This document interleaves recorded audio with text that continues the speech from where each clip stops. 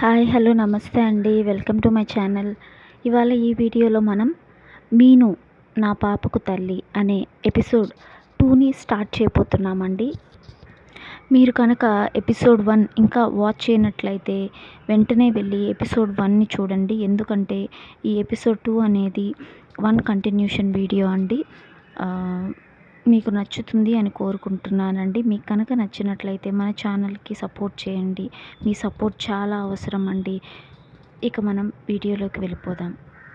సడన్గా కూతుర్ని చూసిన ఆనందంలో ఆమె ముఖంలో వచ్చిన కొత్త కళని గమనిస్తూ కొంచెం చూపులను కిందకి దించిన శాంతా గారికి ఎత్తుగా ఉన్న కూతురు కడుపు చూసి ఒక క్షణం ఆమె చూస్తుంది నమ్మలేనట్టు వెనక్కి అడుగు వేసి తడబడి పడిపోతుంది.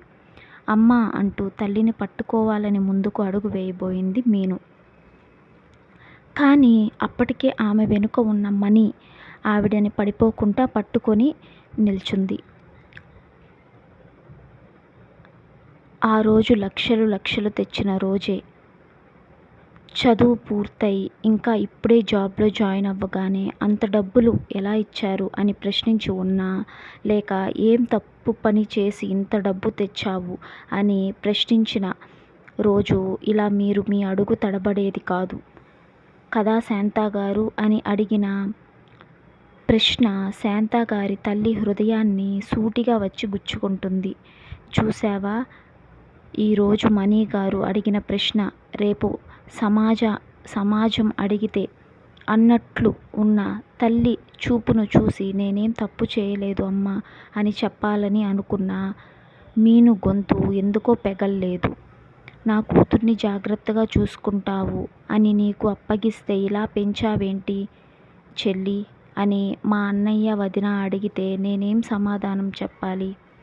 వరుసకి మేనకోడలే అయినా సొంత కూతురు కన్నా ఎక్కువగా నిన్ను అల్లారి ముద్దుగా పెంచుకున్న మీ నాన్నగారు ఇప్పుడు మీ పరిస్థితిని చూసి తను ఇప్పుడిప్పుడే కుదుట పడుతున్నా అతని ఆరోగ్యం ఏమవుతుంది?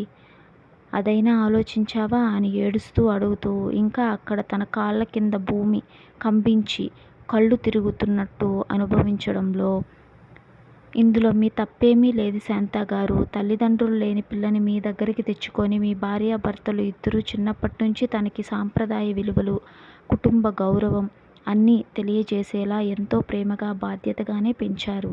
కానీ ఆ పిల్ల ఈ సమాజంలో మీ కుటుంబ పరువు ప్రతిష్టలు అన్నిటినీ మంటలో కలిసిపోయేటట్టుగా ఇలాంటి పని చేసింది. మీరు మాత్రం ఏం ఊహించగలరు? పిల్లల్ని కంటాం కానీ వాళ్ళ తలరాతల్ని కాదు కదా, దానికి నువ్వేం చేస్తావు అని శాంతా గారిని అక్కడి నుండి తీసుకొని పోతున్న మణి గారిని ఆపాలని చూసింది మీను. తన పాదాలు భూమికి అతుక్కుపోయి కదలకుండా ఉండిపోవడంతో ఏం చేయలేని నిస్సహాయంగా వెళుతున్న వాళ్ళని చూస్తూ అక్కడే నిలబడిపోయింది మీను. తన కార్కి ఆనుకొని ఎడమ కాలు మడిచి దానికి ఆనించింది. రెండు చేతులు చెస్ట్ దగ్గర క్రాస్ చేసి ఎంత స్టైల్గా మ్యాన్లీగా నిల్చున్న ఆ అబ్బాయి మీద చాలామంది కళ్ళు తమకు తెలియకుండానే అటువైపుగా వెళ్ళిపోతున్నాయి. కానీ ఇదంతా పట్టించుకొని ఆ అబ్బాయి ఎవరి కోసమో ఎదురు చూస్తూ తన పక్క నుండి వెళ్తున్న ఒక జంట మీద పడ్డాయి. ఆ జంట ఎంతో ముచ్చటగా తన చేతిలో ఉన్న వాళ్ళ పాపని ముద్దు చేస్తూ అప్పుడే కొన్న బొమ్మని ఆ పాపకు చూపిస్తూ ఉంటే అది చూసి ఆ పాప కేరింతలు కొడుతూ ఉంటే అది చూసి మురిసిపోతూ ఎంతో ఆనందపడుతూ వెళుతున్న వాళ్ళని చూడగానే అతని ఫ్యూచర్లో తన బేబీతో తాను కూడా ఇంత సంతోషంగా ఉంటాను కదా అని తనని తాను ప్రశ్నించుకున్నప్పుడు తన చేతిలో బేబీ ఉన్నా తాను మాత్రం జంటగా కాకుండా ఒంటరిగా నిల్చున్నాడు. ఆ ఊహ రాగానే ఒక్కసారిగా తలను విదిలించి జేబులో ఉన్న తన ఫోన్ తీసుకొని అందులో ఉన్న ఫోన్ని చూస్తూ బుజ్జి బంగారం, ఎలా ఉండేవాడిని ఎలా మార్చేశావు? ఎప్పుడూ బిజినెస్ టార్గెట్స్ అంటూ ఏదో లోకంలో ఉన్న నన్ను నాకంటూ ఒక లోకం ఉందని నీ రాకతో రుచి చూపించావు. ఒక్క క్షణం కూడా నీ తలుపులో నన్ను వీడలేదే. నా తలుపుల్లో నువ్వు లేకుంటే నా ఊపిరి ఆడట్లేదే. ఏం మాయ చేశావే? ఈ మాయ కూడా కొత్తగా ఇంకెంతో కొత్తగా, నేను ఎప్పటికీ బయటికి రాకూడదు, అంత బాగుంది అని అనుకుంటూ మొబైల్ పైన ఉన్న టైం చూసి, ఓహో చాలాసేపు అయిందే, ఈ తింగరి బుచ్చి ఇంకా రాలేదేంటి, ఛాన్స్ ఇచ్చాను కదా అని చెప్పి అక్కడ ఉన్న ఫుడ్ మొత్తం లాగించేస్తుందేంటి అన్నట్టు, సారీ బంగారం, నీ అంతట నువ్వు వచ్చేంత వరకు నేను డిస్టర్బ్ చేయనని మాటిచ్చాను కదా, కానీ విషయం నీ ఆరోగ్యానికి సంబంధించిందైతే నేను అస్సలు ఛాన్స్ తీసుకోలేను. నువ్వు కొట్టినా, తిట్టినా, అలిగి ముడుచుకొని కూర్చున్నా నిన్ను ఎలా సముదాయించాలో నాకు తెలుసు. ప్రెగ్నెన్సీ మూడ్ స్వింగ్స్ ఉంటాయి, కొంచెం భరించాలి, తప్పదు అని డాక్టర్ నవ్వుతూ చెప్తూ ఉంటే ఏమిటో అనుకున్నాను, కానీ అప్పుడు అనుభవిస్తుంటే తెలుస్తుంది. వచ్చిన కొత్తల్లో బుజ్జి కుక్కపిల్లలా నన్నే చూస్తూ భయపడుతూ చెప్పిన మాటలు బుద్ధిగా వినే దానివి. ఇప్పుడు కనీసం నాకు నచ్చిన ఫుడ్ తినే స్వాతంత్రం లేదా? నా స్వేచ్ఛను హరిస్తున్నారు అంటూ నన్నే గతమాయిస్తున్నావు. ఇప్పుడు నిన్ను నేను గట్టిగా ఏమీ అనలేను. ఎలా అల్లాడిస్తున్నావే, ఏది ఏమైనా నువ్వు నా బుజ్జి బంగారానివే. నిన్ను, నీ అల్లరిని కొంచెం కంట్రోల్లో చేద్దామని కోపగించుకోవాలనుకున్నా.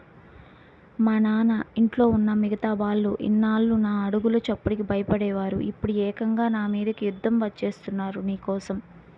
అలా ఆలోచిస్తేనే ఫుడ్ కౌంటర్ వైపు అడుగులు వేశాడు. మొదటి నుండి అన్ని కౌంటర్స్ చూసుకుంటూ వెళ్తున్నాడు. అక్కడ ఎక్కడా అతనికి ఆమె కనిపించలేదు. అలా ఆలోచిస్తూనే ఫుడ్ కౌంటర్ వైపు అడుగులు వేశాడు. మొదటి నుండి అన్ని కౌంటర్స్ చూసుకుంటూ వెళ్తున్నాడు. అక్కడ ఎక్కడా అతనికి ఆమె కనిపించలేదు. కొన్ని ఫుడ్ కౌంటర్స్ దాటాక పానీపూరి కౌంటర్కి కొంచెం ముందు వెనక్కి తిరిగి నిలబడి ఉన్న మీనుని చూసి, నేను నీ చేతిలో ఉన్నది లాక్కొని గానీ తొందరగా ఫినిష్ చేస్తే ఇక్కడి నుండి బయలుదేరదాం అని అన్నాడు. ఇంతటితో ఈ ఎపిసోడ్ని ఎండ్ చేస్తున్నానండి. మీకు కనుక ఈ వీడియో నచ్చినట్లయితే, ఇంకా ఈ సిరీస్ని మీరు కంటిన్యూస్గా వాచ్ చేస్తూ ఉన్నట్లయితే మన ఛానల్కి లైక్ చేసి, షేర్ చేసి సపోర్ట్ చేయండి. అలాగే మన ఛానల్కి సబ్స్క్రైబ్ చేసుకొని పక్కనే కనిపిస్తున్న బెల్ ఐకాన్ని ఆన్ చేసి పెట్టుకోనండి. మన వీడియోస్ని మీరు మిస్ అవ్వకుండా వాచ్ చేయొచ్చు. అలాగే మీరు నా కంటిన్యూషన్ ఎపిసోడ్ 3ని కూడా వాచ్ చేయాలి అని అనుకున్నట్లయితే కమెంట్ సెక్షన్లో తెలియజేయండి. మీకు కనుక ఈ వీడియో నచ్చినట్లయితే. Thank you all for watching.